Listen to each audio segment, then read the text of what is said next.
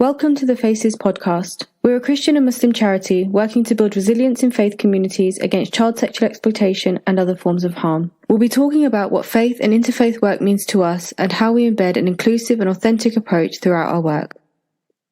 Hello and welcome to our podcast. My name is Nigel Taylor. I'm one of the staff here at Faces. With me, I have Melissa, who is also a staff member at Faces, and Peter, who's one of the founders of Faces, and also works for peace and reconciliation. So thank you both for joining with us, and we'll have a conversation about a current news article, which is doing the rounds recently in a number of papers, and also sort of hitting the TV programs today. There was an article on Andrew Tate, who is arrested in Romania on sex trafficking charges by Romanian authorities in his vast mansion there. He's a very wealthy guy, very famous on Twitter, very famous in various circles on social media, and very famous for his views, which are people accuse him of being very misogynistic in his viewpoints, in his view of females as very objectified views, a strong industry of porn that he's been involved in, a number of areas like that, and strong viewpoints. He also has spent time in the UK, and he's, although he was born in America, and as a result of that, he's lived locally. And as a result of that, we felt actually it's good to discuss this, because behind these stories, there's issues of exploitation. There's some of the language that has been used, and some of the news articles that we've read have told us that his viewpoints are very similar to grooming methods. There was one tweet he mentioned where the approach was the lover boy method of reaching women and getting them involved in porn and those kind of things, which are horrendous things to be said. He did take those tweets down, but was banned from Twitter for a while. Recently has been reinstated by Elon Musk. And so all of these things are very current, very real, very there. But his recent arrest and many of his key people in his group have been arrested and imprisoned for a further 30 days, I understand, by Romanian authorities. I also know there's been some history with the far right as well, linked to some of the things Andrew Tate has said and been involved in. And so I think it's a good thing for us to discuss and bring in the open, but we also need to recognize that this is an emerging story. We're not saying these things have been proved or demonstrated.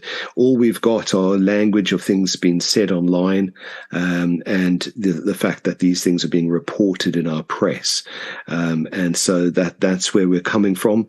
I'm sure this story will play out some more in the next few months. But as Faces, it's good for us to look at issues of exploitation. It's good for us from a faith stance to look at issues concerning the viewpoint of men and women, and how people are viewed and how people are cared for, and also how young people are protected. And this is an area where Andrew Tate is particularly well known for having a strong following with young people. So I don't know if either of you would like to dive in and bring any comments. Thanks, Nigel. I suppose I wanted to say first, I'm one of those people who, up until very recently, didn't know who Andrew Tate was. I'd heard sort of and seen a few things about him, but not really followed or seen any kind of deeper side to these stories that are now coming out more recently. And I suppose that kind of really reflects what we see when we look at the comments that he's made.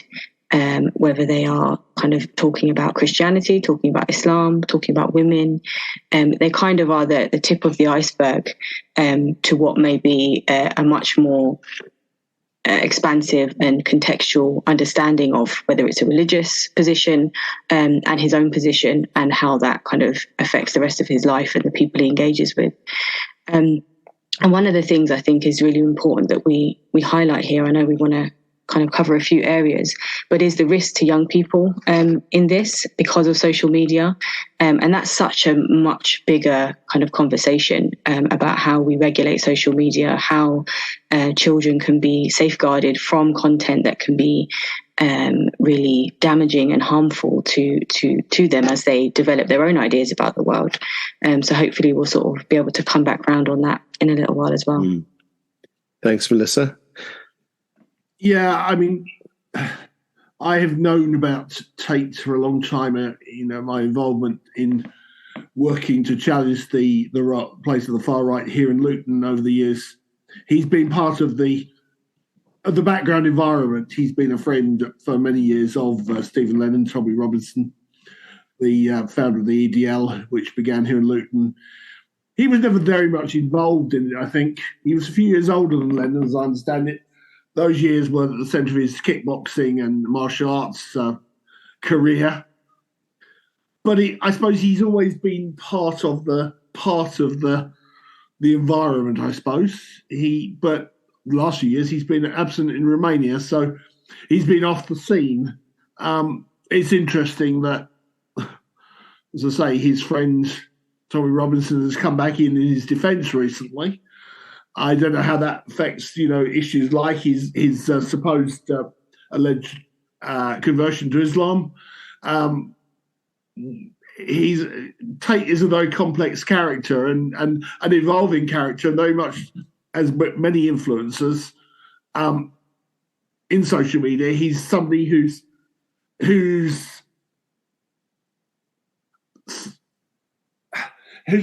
personality, whose character evolves with the years. It's not a static thing. He really is he's an evolving personality and somebody who knows what he will be next. And that's not to dismiss the importance of faith. It's to say that some people like that can use faith or abuse faith in their thinking. So he's of interest to us as Melissa says, in terms of safeguarding of young people and the impact he has on them.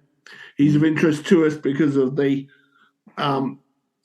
his support of those who in the past would have been very anti the faith that he's now supposed to embrace. Who knows where he stands in relation to that? He's a complex individual.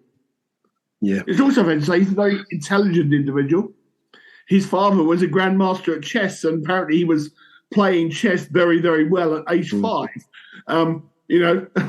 We can't dismiss him. We have to listen to him, and we have to challenge and engage seriously with the things he represents. Yeah, thanks, Peter. And I think one of the challenges is society wants to just shut out noises it doesn't agree with. And that's how he's playing things.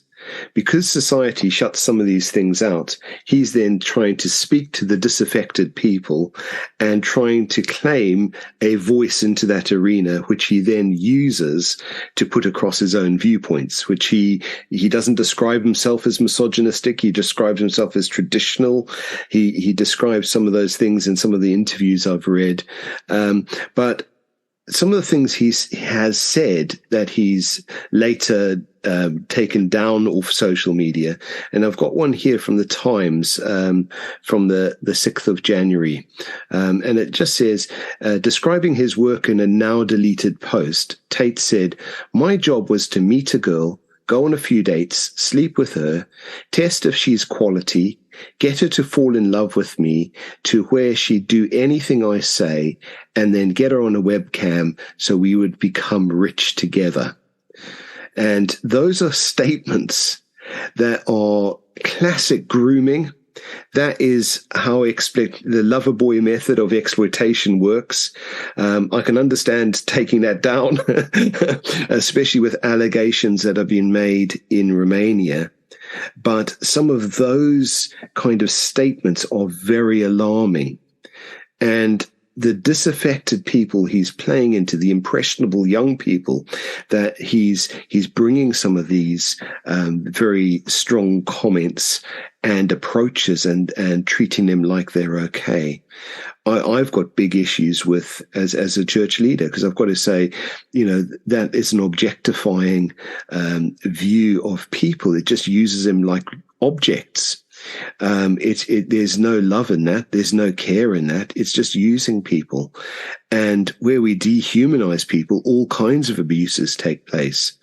And I think for a very rich, very powerful guy who uses his riches and power to purport some of these things, I think that there is some massive damage, and there is a need to step into some of these and take on some of the intellectual arguments and take on some of the discussion and actually speak into that and challenge that. So, Melissa? I think it's just important for me as a Muslim to put on record as well, that Tate converting to Islam, alhamdulillah, we're happy that he's become Muslim, regardless of all of the other stories around it. But it's important to, and I think you as people of faith as well, we know that faith is good for people. Being a person of faith should be something that changes a person's character and that strengthens a person's good traits, that helps them fix and remove any kind of bad behaviors and traits that they have. And we hope that Tate finding Islam means that a lot of those changes can happen. Why it's important, as you've said, that we talk about this, because of the involvement of Islam and religion within kind of all of this misogynistic and abusive stories that are happening, is that there needs to be a clarity on what Islam is and what Islam isn't. Because it's very easy, as I kind of was starting to talk about when I spoke earlier, it's very easy to put out the tip of the iceberg, a statement that can be interpreted in many different ways, and it can't be understood unless you have a much broader context and understanding and education around those certain things. And that's what's really dangerous for us as Muslims, putting out these messages that are appealing to Muslims, appealing to young boys, that give a really wrong and construed version of gender relationships and gender roles and things like that. As you just kind of indicated, Nigel, that kind of debate needs to happen, that challenge needs to happen to put the record straight on things. Yeah, I think that's right. And I appreciate your words there, Melissa. He previously claimed a Christian identity. I mean, there are several places in the media where he's claimed he comes from a Christian background. He always seemed to do that very much from an identity perspective rather than genuine faith perspective, I have to say. But you're not there to judge a person. He certainly has gained a lot of goodwill in Romania. But even before he went to Romania, he was a member of the Romanian Orthodox Church, and apparently has been giving, tens of thousands of dollars a month to the Romanian Orthodox Church. Whether that's stopped now or who knows.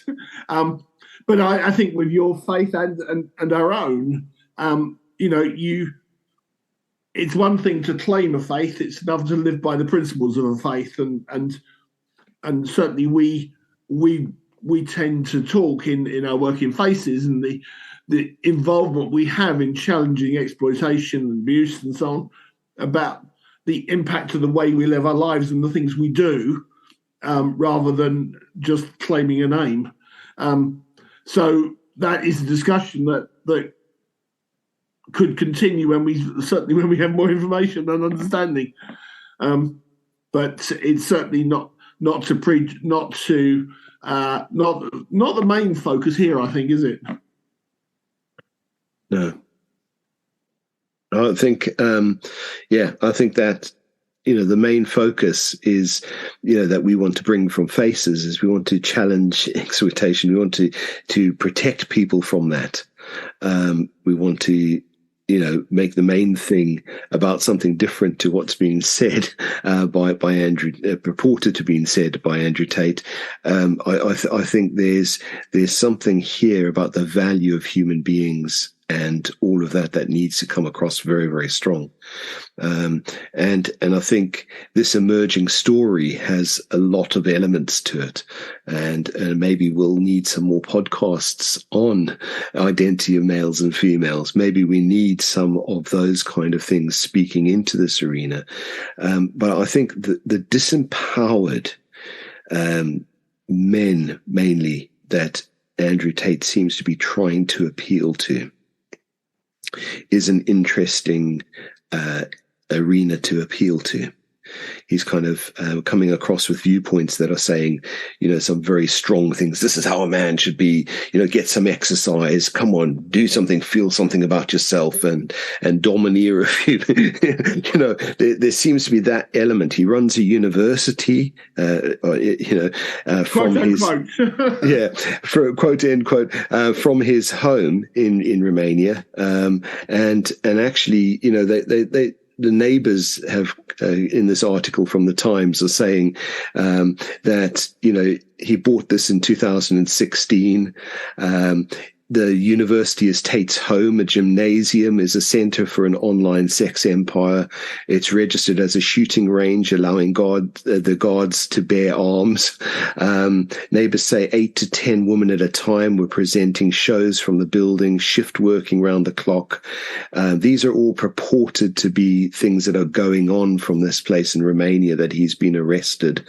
But all of this, there's people arriving, taxi loads of people coming to that university, as it's called, to learn about being male, to learn about some of these things. It's almost an education facility to educate down a particular track. People are paying, I understand, $39 a month to be on an online training course. Podcasts, there's 5-minute podcasts all over the place. There's just a machine churning out material. And if there's if people are just offended by it and trying to shut down the airplay of those things, there's a need to answer some of those things, but the quantity of things that need answering are huge. Yeah, I mean, we talk about toxic masculinity. This is just... It's it's toxicity on steroids. He is very much a key figure in the concept of the manosphere, which is the idea that of men recovering their masculinity, recovering their place in society, feeling they have been dishonored, disinherited from their rightful position. And he speaks very much to those who have felt marginalised, but the toxicity, the degree to which he embraces evil in so many dimensions is just frankly, and I don't use the word evil loosely, in so many dimensions is frankly horrifying. And to do that in a way that basically seems to be a money machine is horrible. Yeah, and the method. Yes, so go on, Melissa. Yeah, just to say, I think you raise a really good point there, Nigel. When we look at violent extremism, or we look at sort of far right extremism, racist, xenophobic extremism, and in the same sense of what we're talking about now, who is the audience there? Who are the people that are vulnerable to being influenced by this kind of ideology that will then lead to certain behaviours that harm other people? In this case, women in violent or sexually violent ways, potentially. We do need to answer those difficult questions, as you've sort of alluded to, is that actually how does someone become vulnerable to hearing these things and thinking that it's right, thinking that it's okay, thinking that it's something to aspire to be? Where are they being disconnected from in society that's leading them to need that kind of comfort, for lack of a better word, that kind of reassurance, that sort of feeling of being heard? And we know there's so many such a broad level of conversation around gender, around gender roles, and around sexuality and relationships, and kind of what's okay and what's not, and all of that kind of thing, or rather what's acceptable today in society and what's not. And all of that, I suppose, just creates a real level of risk and vulnerability, especially for young boys, in knowing what's right and wrong, because there are so many different views that are, and so many views that are presented as the only way to think or the way to be. So actually trying to manage all of that as someone without perhaps a real solid understanding of what their own beliefs are, their own thoughts are, or a solid influence from wherever, parents, school, wherever we might talk about. We have to address that. We can't just address the risk in who exploits that vulnerability. We have to address what is creating that vulnerability in the first place. Yeah. I think that's very wise. Yeah. Peter? Yeah, I'm just thinking where to go really with that. Shall I chip? I'll chip in, and you can challenge or go with it or whatever. But I think in some ways it's easy to say what something is not, but it's sometimes more difficult to say what something is. Yeah. And I think maybe for us as faces, there's a need to do more speaking about what should be or what is or good things on the way through that give people a narrative, give people a pathway to follow. And I think for looking at this some years ago, here in central Bedfordshire, there was some looking at what to do about licensing of sex clubs and the like. And I remember one of the moms saying to me, my boy at school in sixth form and his friends, all they talk about is the sex club. I never hear them talking about the girls in their class. And that was a sad thing. Yeah. She was saying there's something distorted there regarding their vision of what should be. There's no desire for family. There's no, at that age, it's just all sex mad. And actually, that stays with me, the memory of what that mom said. And actually, when you look at some of this, there is a sex mad society that is driving some of this, but also tied to it is this power element. He's trying to appeal to disempowered people and say this is a way to become empowered. And I think that, to me, is one of the issues. We need to speak more about what sex should be. We should speak more about what life may be about. That's a bit stronger. That helps people who feel disaffected, that helps people who feel down find a better path than the one that's been suggested here. And I wonder if that's some of the focus that we need to learn from this and bring forward. Yeah, and that's so important, not only for potential young boys who are being influenced by the kinds of things we're talking about, but also the girls and women who are involved in this story. And perhaps we should have really mentioned this much earlier on, but the alleged victims that are involved in the case, and potentially many more who are not kind of named or have not spoken up. I think it's really important to recognise just how difficult speaking up will be in this kind of situation. And this obviously reflects so many other experiences of abuse, so many other situations, but particularly when the alleged abuser is someone who is famous for all intents and purposes, who is so well known and has such a large influence, and is also really, really outspoken in ways that are only going to make you seem as you are. If we look at some of his quotes, bear some responsibility for that abuse, or should be controlled. So actually, that's such a huge thing for people to be able to really stand up and say, this happened to me and this is wrong.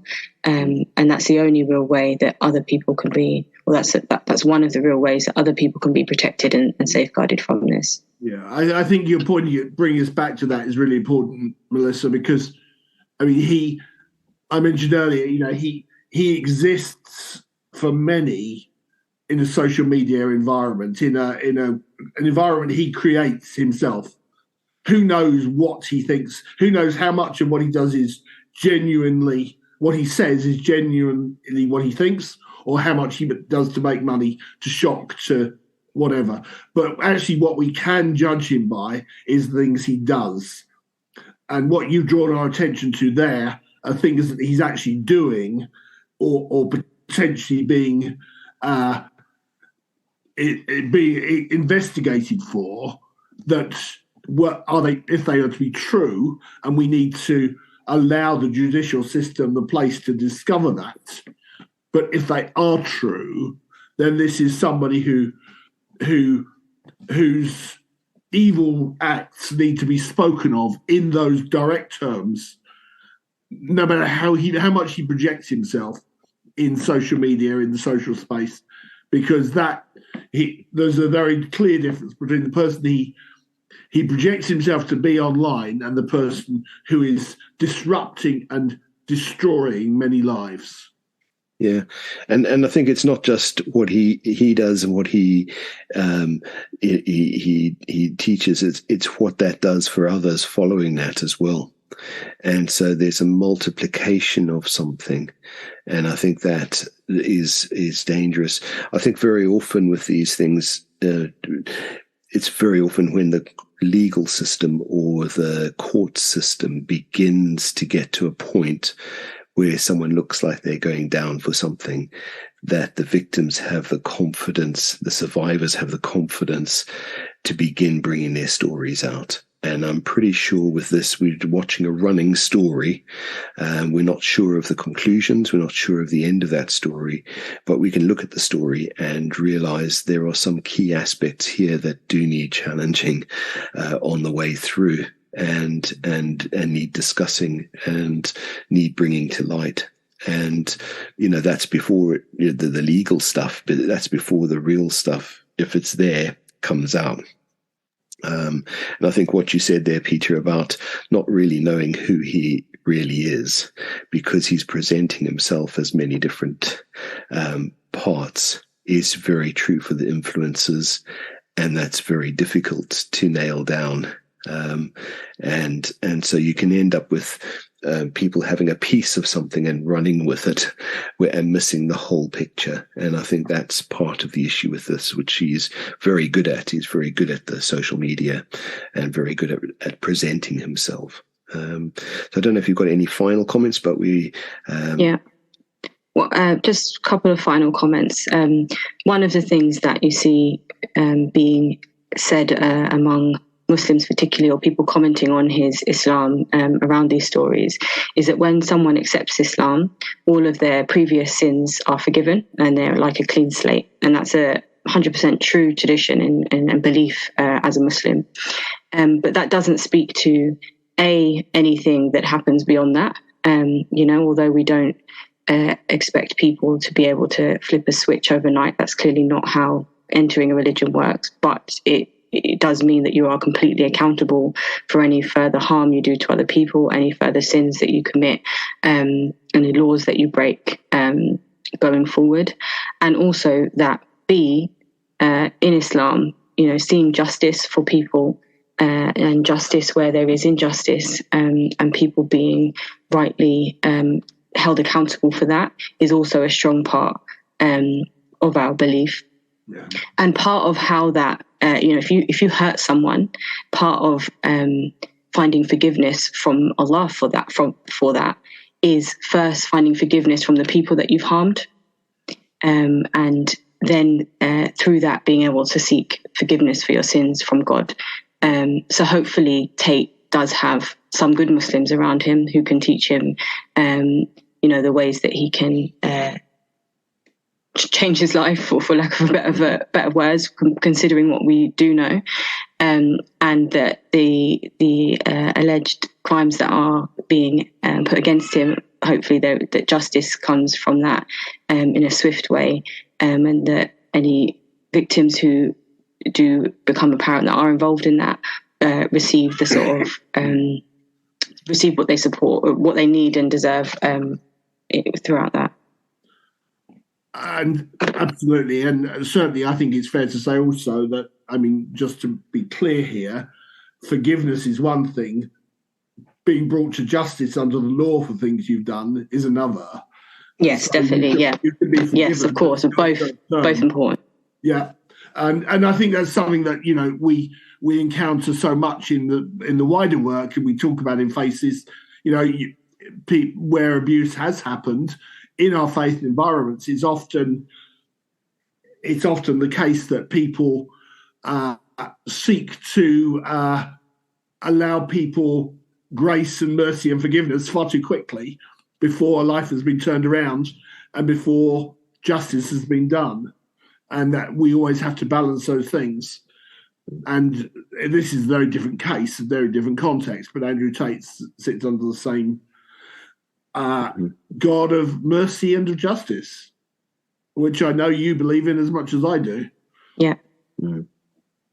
Thank you for adding that, Peter. Very that's important. Great. Yeah. I mean, it's just a bigger picture that we have to remember all the time. Yeah.